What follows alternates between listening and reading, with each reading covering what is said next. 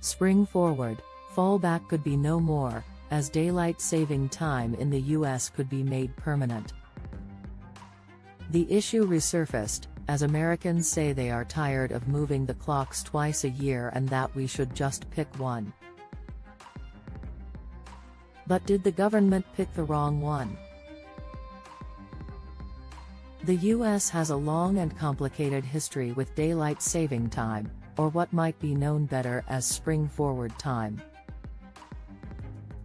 First enacted in 1918 during World War I as wartime, the measure was supposed to provide more daylight during working hours.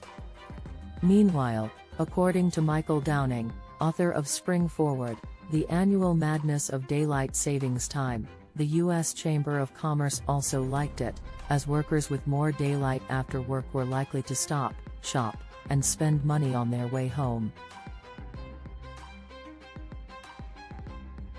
It was repealed only to be brought back again during World War II, so there would be more daylight during working hours. After World War II, there was a chaotic period where states picked whichever time standard they wanted, until 1966 when the Uniform Time Act made 6 months of standard time and 6 months of daylight saving time. This brings us to today, where people have different opinions on daylight saving time, but most Americans want the clock change gone. A 2019 AP poll showed that 71% of Americans would like to quit changing the clocks twice per year versus 28% who want to keep it the way it is. Now, the U.S. Senate just passed a measure that would again make daylight saving time permanent. Some people like sunlight later in the evening, especially during the summer. But many, including medical professionals and safety experts, argue that springing forward can be hazardous to your health. Beth Ann Mallow, a professor of neurology and pediatrics at Vanderbilt University writes, in Science Alert, moving the clocks forward is not just an inconvenience. It is a shock to the human body and nature.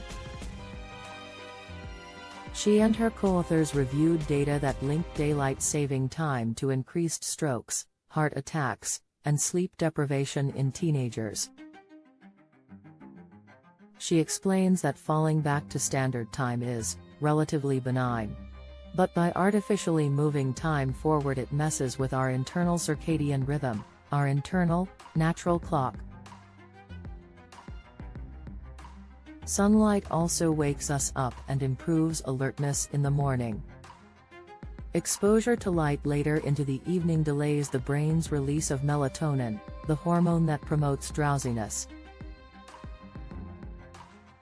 This can interfere with sleep and cause us to sleep less overall, and the effect can last even after most people adjust to losing an hour of sleep at the start of daylight saving time, Mallow said.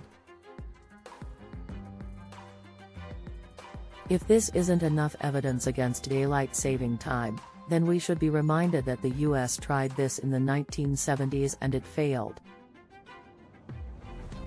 In 1974, President Richard Nixon signed into law permanent daylight savings time. At first, it was widely popular, but that dropped precipitously after Americans had to deal with month after month of pitch-black mornings. It was reversed just 16 months later. Now, after everything we have learned and know after 100 years of this experiment, will we go with natural circadian standard time or daylight saving time? The Senate approved the Sunshine Protection Act unanimously. The measure will move to the House of Representatives, where its future is uncertain.